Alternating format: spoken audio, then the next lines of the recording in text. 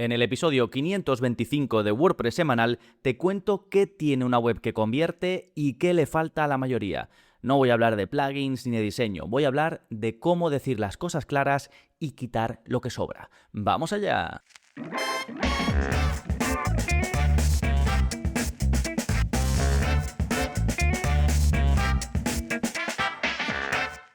Hola, soy Gonzalo Navarro y bienvenidos al episodio 525 de WordPress Semanal, el podcast en el que aprendes a crear y gestionar tus propias webs con WordPress en profundidad. Hoy vamos a ver cómo crear webs que conviertan, que en esencia es cómo prepararlas para que cuando empecemos a tener tráfico logremos nuestros objetivos. Son 10 puntos clave que voy a comentar en un momentito, pero antes vamos a ver qué está pasando en gonzalonavarro.es esta semana, porque tenemos varias novedades. La primera es el nuevo vídeo de la zona código y en él te enseño a establecer un mínimo de compra por producto en WooCommerce. Es un snippet de código, un trocito de código que solo tienes que copiar y pegar tal y como te muestro en el vídeo y te va a permitir que en la parte de edición de un producto en WooCommerce tú puedas decir, vale, este producto solo se puede comprar a partir de que la gente añada 5 unidades al carrito. Y así va a ser. Si lo intenta con menos unidades, no va a poder, se le va a mostrar un mensaje, necesitas 5 unidades para este producto. En los demás todo va a funcionar normal. Que en lugar de 5 quieres que sea 3 para ese producto, pues lo editas, modificas esa parte y listo. Esto se puede hacer con plugins, pero como ves también por código y es muy sencillito. Hay un montón de vídeos relacionados con WooCommerce, así que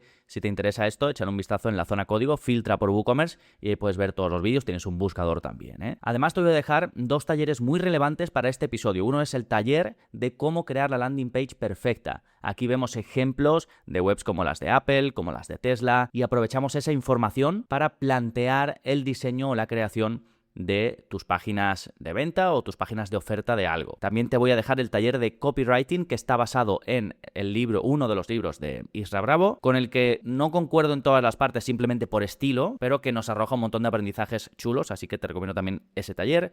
Y una parte importante, como veremos ahora en la conversión, es la velocidad, así que te voy a dejar el curso de cómo mejorar la velocidad de tus páginas web con WordPress. Todo esto ya sabes en las notas del episodio, en la parte de contenidos recomendados, es decir, abajo del todo. Si en tu app de podcast no se ven bien los enlaces, no te preocupes porque puedes ir a gonzalonavarro.es/525 y ahí verás todo perfecto. ¿Sí? Venga, una vez vistas las novedades, vámonos ahora con el plugin de la semana que se llama Page Optimize. Este es un plugin desarrollado por Automattic, es decir, la empresa que más peso tiene en WordPress, son los que tienen WordPress.com. Detrás está el cofundador de WordPress y la persona más influyente. Pero bueno, ¿qué hace este plugin? Pues este plugin agrupa los archivos CSS y JavaScript de tu web para que carguen más rápido. Está pensado para que lo actives y funcione. Es como, no sé si conoces AutoOptimize, pero con menos opciones, ¿vale? Es como más liviano y demás. Ten en cuenta que estas características, sobre todo la de agrupar o concatenar, porque en inglés es concatenate, el JavaScript es la que te puede dar problemas. Problemas me refiero a que te vayas a la parte frontal de la web y veas cosas rotas, ¿sí? En ese caso a lo mejor sí que tienes que ajustar algo, pero normalmente la parte del CSS no te va a dar problemas y la JavaScript depende. Y luego hay una parte que también puedes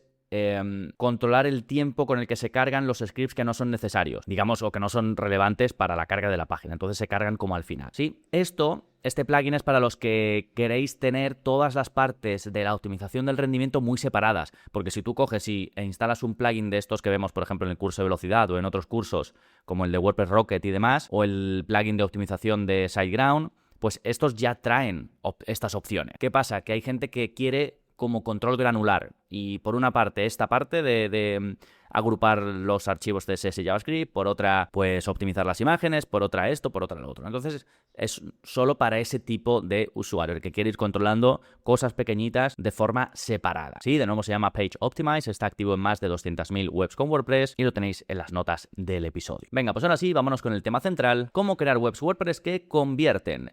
Lo primero, ¿qué es esto de la conversión? ¿Qué quiere decir convertir? Pues es simplemente que el visitante haga lo que tú necesitas, que te escriba, que compre, que se apunte a algo, que reserve. Cada web va a tener su conversión o incluso cada página de tu web puede tenerla. Y si no la tienes definida, pues es difícil que mejoremos. Por eso empiezo por aquí, por definir bien qué es esto de la conversión. Entonces, de forma muy llana, cuando tú quieras tocar, editar, crear una página de tu web, primero pregúntate ¿qué quiero que haga la persona que llega? Y casi siempre lo más recomendable es una sola cosa. Hay veces que no será posible, pero intenta que sea una sola cosa, ¿sí? Bien, una vez visto esto, o teniendo ya esto claro, vámonos al punto 2. Y es que tu prioridad debe ser los mensajes claros. Al final, lo más importante de una web no es el diseño, va a ser el mensaje. Y lo ideal es que cuando alguien llegue a una página, entienda 3 cosas en los primeros segundos. ¿Qué ofreces? ¿Cómo le ayudas? ¿Y qué tiene que hacer? ¿Cuál es el siguiente paso para esa persona? Entonces, por ejemplo, muy obvio, si tu titular dice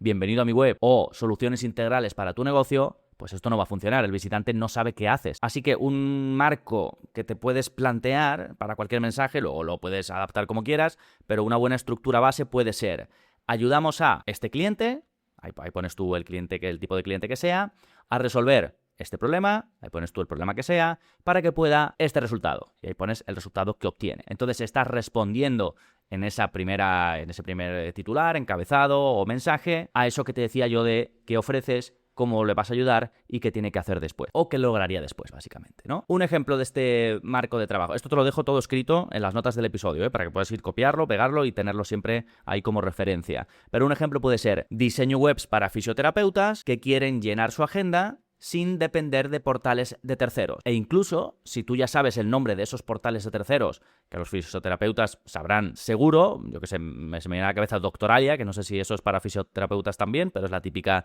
página donde uno consulta, pues, qué tal es un doctor, incluso puedes reservar una cita con él, pues lo pones: diseño webs para fisioterapeutas que quieren llenar su agenda sin depender de Doctoralia. Ahí estás diciendo a quién va, qué problema resuelves y qué resultado estás ofreciendo. Compáralo con uno muy típico. Imagínate que en lugar de eso hubiese puesto desarrollo web profesional y a medida. Aquí no está muy claro a quién va, tampoco está muy claro qué se resuelve, no se sabe qué es lo que desarrolla o qué tipo de webs desarrollas, mejor dicho, para qué tipo de cliente. Sí, es mucho más ambiguo, entonces es más difícil que llegue. Y esta claridad la puedes aplicar a todo: el titular de la home, los encabezados de tus páginas de servicios, tus formularios, ¿sí? Sobre todo cuando no te conocen, porque ya si ya te han comprado antes, si te escuchan, te siguen o lo que sea, es distinto, pero sobre todo cuando no te conocen, tu prioridad debe ser la claridad, ¿sí? Si te quieres quedar con algo de este episodio, que sea esto. Venga, vámonos con el tercer punto, y es que cada página, incluida la home, tiene un solo trabajo. ¿Cuál es ese trabajo? Llevar al visitante al siguiente paso. Entonces, la estructura de una buena landing, es decir, de una buena página que tenga un objetivo, es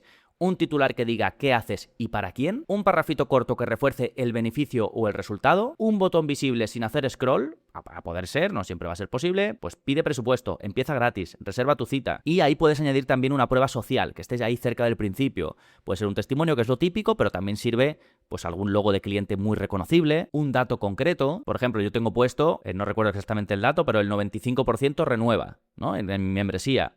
Como prueba social, ¿vale? Es decir, no tiene que ser, puede ser un dato tuyo interno, una métrica que ayude, que refuerce lo que tú estás haciendo, ¿no? Y sobre todo, cosas que sobran ahí en esa parte inicial de lo que el visitante ve nada más llegar a esa página. Pues sobran sliders que nadie le va a dar a siguiente, la historia de la empresa desde 1900 no sé cuánto, distintos botones, ¿no? Aquí vas a no sé de dónde, aquí vas a mi blog, aquí vas a tal. Eso suele sobrar, ¿vale? Siempre va a haber algún caso que tenga sentido, que haya distintas llamadas a la acción, pero normalmente tú intenta que sea una por página. Luego tienes el menú de navegación para llevar a la gente a las siguientes zonas de tu web. Y eso me lleva al punto número 4, y es que tengas una navegación web simplificada. Si tu menú tiene 12 opciones, pues el visitante tiene que pensar mucho, y cuando piensa, muchas veces no hace nada. No es que seamos tontos, pero tenemos muchos impactos, muchas webs a las que ir, muchas redes sociales. Entonces, si necesitas varios elementos, pues piensa mejor entre 5 y 7, que es, digamos, lo típico. Los estudios dicen que estos son el número de elementos, ¿no? No es que yo haya probado esto ni nada. Y los demás, los que sean menos importantes, llévatelos al footer o otra área que tú tengas donde puedas poner menús de navegación. Y luego, al contrario de lo que muchos piensen, la gente está acostumbrada a palabras muy reconocibles. Por ejemplo, servicios en el menú de navegación va a funcionar mejor que lo que hacemos. Contacto va a funcionar mejor que hablemos. Yo aquí en el menú no sería muy creativo, porque la gente está acostumbrada, sabe perfectamente lo que es contacto, sabe perfectamente lo que es servicios, sabe perfectamente lo que es precios. Si te fijas, las grandes empresas lo hacen así. Y de hecho, muchas veces cuando tú vas a ver un servicio, lo primero que te vas es al menú a buscar precios, ¿sí? En la navegación, sé claro, además no tienes mucho espacio. Y aquí, pues, sé un poco inteligente. Si tu conversión o tu objetivo de conversión es que te contacten, pues pon un botón de contacto en el menú que esté visible, incluso que esté visible en todas las páginas. Aquí, como truco, para no llenar mucho tu navegación, puedes usar menús condicionales. Hay un montón de plugins que te permiten hacer esto, como If Menu y otros. Incluso lo puedes hacer por código. En la zona código tengo un vídeo donde lo explico. Y puedes hacer, tener menús distintos o elementos del menú de navegación distintos en función de páginas o por el tipo de usuario. Por ejemplo, si ha iniciado sesión, que vea unos elementos de menú, y si no ha iniciado sesión, que vea otros, ¿sí? Después, con todo esto de la navegación simplificada, hay excepciones. Por ejemplo, las grandes tiendas o tiendas que venden muchos tipos de productos muy categorizados suelen usar megamenús. ¿Por qué? Porque la gente sí está acostumbrada a usar estos menús enormes, por ejemplo, Amazon, tiendas de ropa. Ahí sí la gente está acostumbrada a navegar así. Pues me voy a moda mujer, me voy a accesorios, me voy a tal, ¿no? Entonces, con esto quiero decirte que tienes que ver un poco, no tanto lo que hacen otras webs, sino lo que hace el usuario o a lo que está acostumbrado el usuario en el tipo de web que tú quieres crear. Punto número 5. Crea páginas de servicio que resuelvan dudas. La mayoría, yo incluido, al final tengo que hacer un ejercicio consciente para que no me pase, describimos lo que ofrecemos y la gente se queda ahí, ¿no? Una descripción de lo que haces, pero el visitante va a tener preguntas y no se va a molestar casi nunca en escribirte para hacértelas.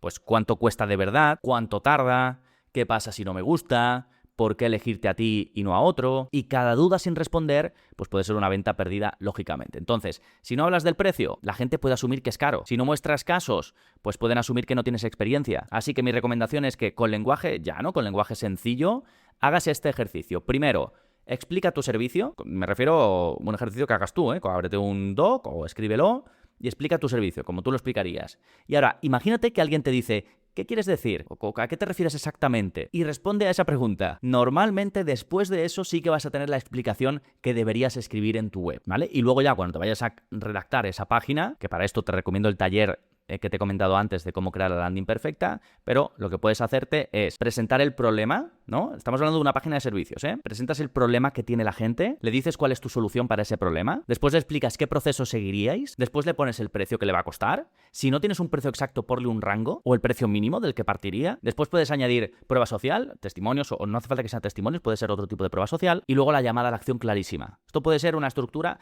puedes variar el orden de algunos elementos, pero buscando tener siempre un marco de trabajo claro, puedes partir de esto. Problema, tu solución, el proceso que tenéis que seguir, lo que le va a costar, demuestra de alguna forma cómo has ayudado a otros con eso, es decir, la prueba social, y por último, aquí tienes que ir si necesitas esto. Un botón, una llamada a la acción, un enlace, lo que sea. ¿Sí? Vámonos al siguiente punto. Te quiero hablar ahora de los formularios. Los formularios son importantísimos porque suelen ser la principal forma de contacto, salvo que también tengas soluciones como poner tu número de teléfono o un botón para WhatsApp o lo que sea, ¿no? Pero aún así, los formularios, la gente sigue buscando y yendo a los formularios, al menos yo lo hago. Entonces, a ver, aquí normalmente si añades más campos, ya me refiero a la propia creación del formulario, cuanto más campos añadas, normalmente vas a reducir las respuestas. De hecho, cuando alguien quiere asegurarse de que solo le contacte gente muy cualificada, lo que suele hacer es poner los formularios más difíciles. Entonces, dependiendo de lo que busques, juega con esto. Si tu objetivo es que te contacten más, o imagínate que